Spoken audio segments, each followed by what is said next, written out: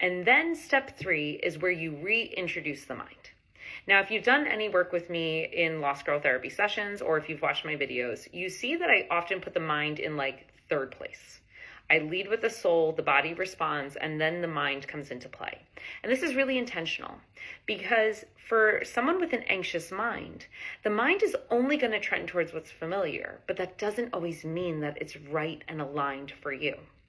So when I started relearning my body's signals, I then was able to go up to my mind and use my mind as a way to execute what my soul and my body felt, as opposed to the mind designing what I wanted. And if you notice that subtle difference, you're going to see that in scenario 1, the mind is simply executing what my soul feels to be right.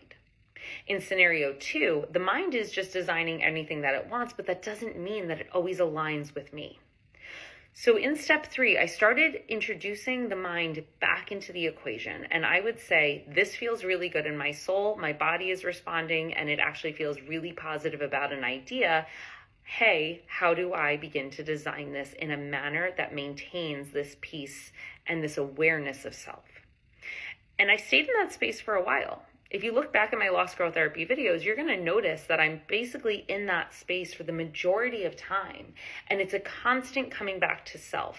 It is a constant realigning to make sure that it goes soul, body, mind. Of course, there are times when the mind gets an ego and it's going to want to drive, but it doesn't necessarily mean that it has to stay in that space. So this is really the sense of pulling yourself back and saying, hey, I want to make sure that I'm leading with soul, body, mind, not mind, and having my body respond and having my soul be completely out of the equation. So when I stayed in that space for a while and I started feeling a lot more confident in my decisions, I started trusting myself more. I also was able to discern what felt right and good for me and what didn't. That is when we introduced the heart.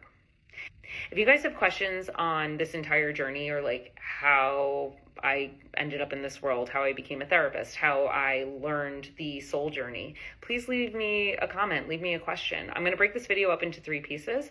So whatever piece you see first, see if it resonates. And if you want to shoot me a DM or check out lostgirltherapy.com, I invite you to do so.